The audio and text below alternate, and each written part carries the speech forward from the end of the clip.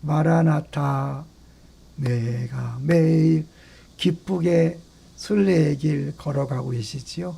그러나 치열한 영적 싸움도 겸해야 하기 때문에 힘들 수 있죠. 이 방송이 또 한번 위로를 받고 힘을 얻는 기회 되기 바랍니다. 오늘 제목은 노력해도 안 된다는 것을 할 때 해답이 보인다. 최근에 원동현 박사라는 분이 있는데 이분이 대단한 분이더라고요. 이분이 영어 교육을 위한 특별한 이야기를 하더라고요. 우리가 영어를 아무리 많이 해도 안 되는 것은 근본적으로 이 사고 구조가 한국하고 영어를 쓰는 사람들이 다르다는 거죠. 잘 아시잖아요.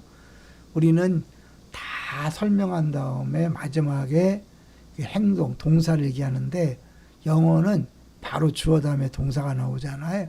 이 엄청난 차이를 알아야 한다. 그 다음에 저는 이거에 깜짝 놀랐는데요. 발성 구조 전환이 필요하다는 거죠. 이 영어는 father, mother이 없대요. 그러니까 father, mother 이렇게 올라가야 된다는 거죠.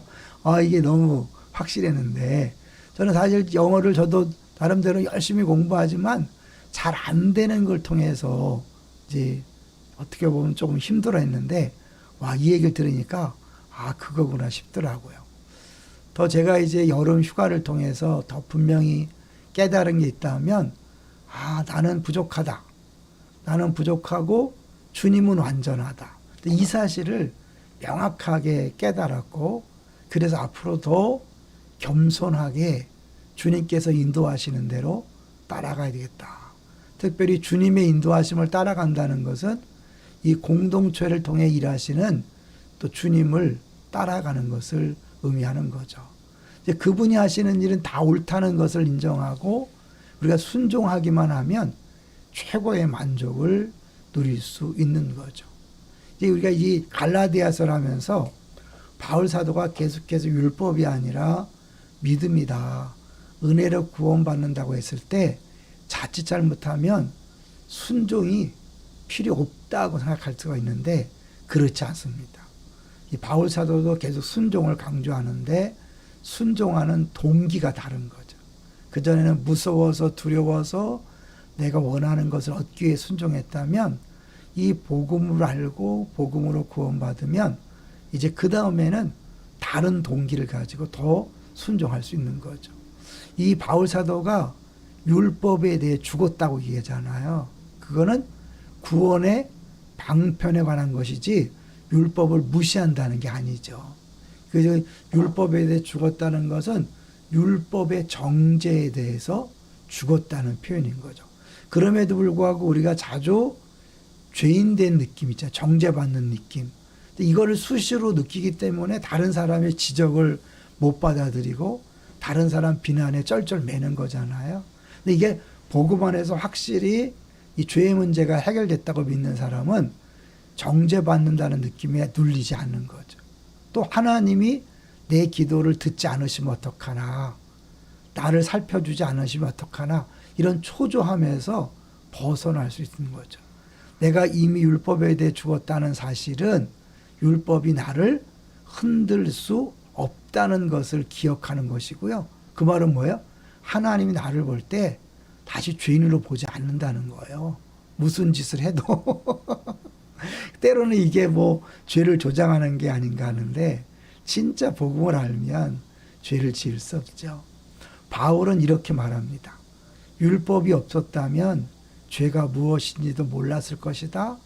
율법을 통하지 않고서는 그것을 지키는 것이 얼마나 불가능한지조차도 몰랐을 것이다.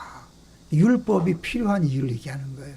율법 때문에 내가 하나님 앞에 행위로 설 수 없음을 깨닫게 되는 거죠.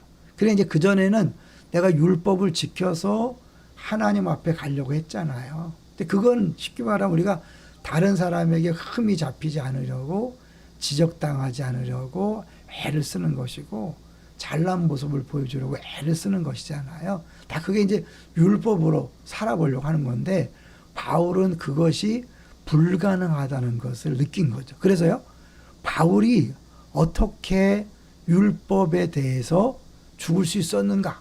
그것은 뭐냐면 그가 율법을 지키려고 남보다 더 노력했기 때문에 한 거죠.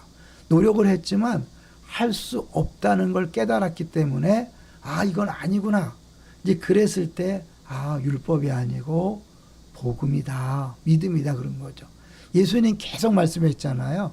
병든 자라야 의사가 필요하다. 예수님이 의사로 오셨는데 내가 병들었음을 인정하지 않는 사람에게는 예수님이 필요 없는 거죠. 그러니까 내가 죄인인데 내 스스로 율법을 지킬 수 없어서 율법으로는 하나님 앞에 갈 수 없다. 이런 거를 깨달은 사람에게 율법이 아니라 복음을 통해 주 앞에 갈 수 있고 의롭다 할 수 있다. 내가 열심히 해보다가 안 된다는 걸 느낄 때 겸손해지고 내게 주어진 복음을 받아들일 수 있는 거예요. 제가 이 원덕영 박사 영어 이야기도 내 나름대로 애를 썼는데 안 되다가 안 되는 이유를 정확히 설명해주고 그랬기 때문에 귀가 솔깃한 거잖아요.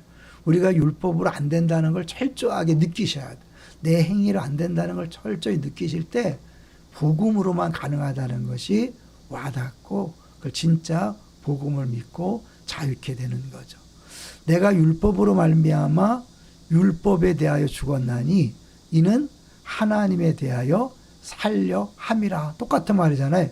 율법으로 애를 써봤지만 안 된다는 걸 알았을 때 율법은 나와 상관없다. 그래, 율법을 포기하고 하나님 앞에 나아가는 거죠. 근데 그 하나님 앞에 갈 수 있는 방법은 예수 그리스도, 복음인 거죠. 더 이상 율법을 따르지 않는다는 말이 아니라, 왜요? 율법은 다른 곳에서 계속 말씀을 순종할 것을 강조하잖아요. 근데 그 순종하는 동기가 달라졌다는 거죠. 이걸 통해서 내가 의로워지고 착한 사람 되고 인정받는 게 아니라 그건 불가능함을 인정하고 오직 예수 그리스도로만 내가 의롭게 될 수 있고 하나님 자녀가 될 수 있고 만족할 수 있다. 이걸 알게 되면 이제 자유케 되는 것이고 이미 그렇게 인정을 받았다고 느끼면 율법에 순종하는 게 훨씬 쉬워지는 거죠. 바울은 이제 율법에 대해 죽었기 때문에 이제 하나님에 대해 살 수 있는 거예요. 이쪽이 안 된다는 걸 알아야 이쪽을 찾잖아요. 이 말은 바울이 믿음을 갖기 전에 율법을 지켜 자신을 구원해 보려고 무진 애를 썼지만 하나님을 위한 것이 아니라 자신을 위한 것에 불과했다. 그러니까 이런 과정이 없이 단순히 예수 믿으면 복음으로 구원받습니다 라고 하곤 하잖아요. 그래, 나 예수 믿어, 복음 믿어. 그러고 나서는 나 이제 구원받았으니까 내 힘으로 열심히 노력하면서 신앙생활 하니까 힘든 거예요. 아니에요. 복음은 예수 믿고 구원받는, 그거 천국 가는 것으로 끝나는 게 아니라 삶 자체가 다 복음으로 살아야 되는 거죠. 여기서 바울은 자신이 용납받은 존재라는 것을 몰랐을 때에는 보상을 바라보고 하나님께 순종했죠. 그런데 하나님을 향한 순전한 사랑 때문이 아니라는 걸 알았잖아요. 얻을 것을 위해서 그렇게 했는데 이제 의롭다함을 받은 바울은 훨씬 더 온전하고 강력한 순종의 동기를 갖게 되었다. 그는 나를 사랑하사 나를 위하여 자기 자신을 버리신 분을 위해 살기 원할 뿐이다.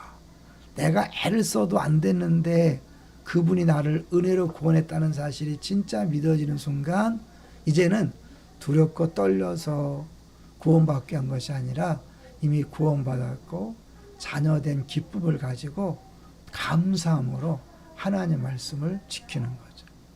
두려워서 지키는 사람과 감사해서 지키는 사람, 어떤 사람이 더 잘 지킬까요? 당연히 감사하고 기쁨으로 섬기는 사람이 더 잘 지킬 수 있습니다.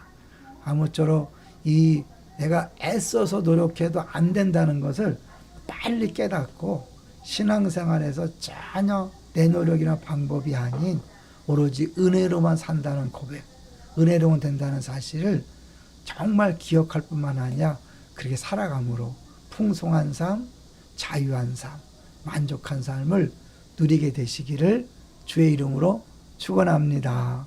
할렐루야.